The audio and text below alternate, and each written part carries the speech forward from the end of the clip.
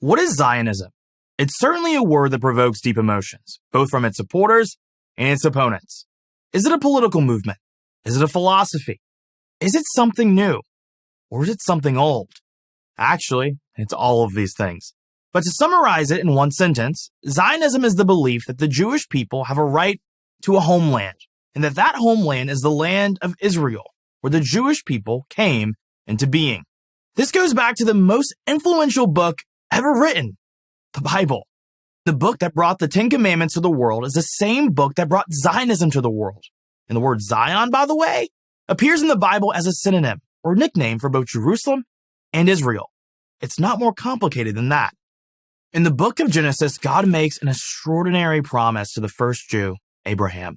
I assign the land in which you sojourn to you and your offspring to come as an everlasting possession. And for 3,000 years, Jews have held fast to that possession.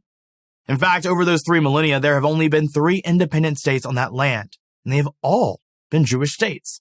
But to put it mildly, it has not been an easy road. The Romans thought they had finally kicked the Jews out in 70 AD when they destroyed the Great Temple and leveled Jerusalem to the ground. To finish the job, they even changed the name of the area to Palestine, but it didn't work.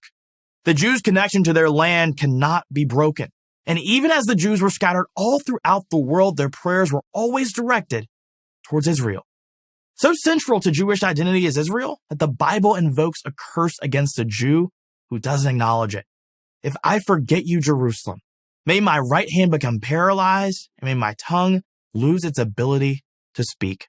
Despite their long exile, there was always a Jewish presence in the Holy Land. And often desperately poor, this community was sustained by the charitable contributions of Jews living outside of Israel. This kind of medieval Zionism lasted for hundreds of years. Zionism, as a modern political movement, emerged in the late 19th century under the leadership of a remarkable Hungarian Jew, Theodor Herzl. A journalist and playwright, Herzl was shocked to his core when he witnessed the infamous Dreyfus trial in Paris in 1894. Alfred Dreyfus, a Jewish French army officer, was framed for the crime of treason, a crime he obviously didn't commit. The trial, which was an international sensation, was the tip of an iceberg of Jew hatred that had gripped much of Europe. If cultured Europe couldn't provide safety for its Jews, Herzl concluded the situation was hopeless. Chaim Weizmann, a protege of Herzl's and later the first president of Israel, summed up the situation this way. For the Jews, the world is divided into places where they cannot live and places where they cannot enter. Herzl came to believe that there was only one answer for the Jews: to set up their own state where they could control their own destiny. They needed to return to Israel. Slowly but steadily, Jews throughout Europe migrated there. They started farms and carved cities like Tel Aviv out of the desert landscape. Herzl himself, though, died before he could even see these efforts bear fruit. But the momentum was there. Others continued what he had started. It was the rise of Nazism, the outbreak of World War II, and the Holocaust that made Zionism an existential issue. On November 29, 1947, the prayers of generations of Jews were finally answered. The United Nations voted to make Israel a state again, making the Jews the only people in history to have regained their homeland after having been exiled from it. Israel's had to fight 3 major wars, numerous minor ones, and endure endless terror attacks to hang on to it. But hang on to it, they have. Israel is now a nation of nearly 10 million people, 1/5 of whom are not even Jewish.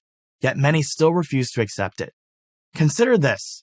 The same time Israel became a state, so did Pakistan. But unlike Israel, Pakistan was a brand new state, carved out of India. There was no ancient connection to the land of Pakistan. There was no Pakistanism that was the equivalent of Zionism. Pakistan was simply wrenched out of India because the Muslims in that area demanded it. Millions of Hindus who lived there were forcibly expelled. Outside of India, few objected even at the time. And today, no one questions Pakistan's right to exist as a nation state. So why all the controversy? Why all the hatred directed toward Israel and the idea that the Jews have a claim to their ancient land, the Zionist idea? The answer to that question is as old as the Jewish people. It's called anti-Semitism, and it takes many forms. Anti-Zionism is just one of them.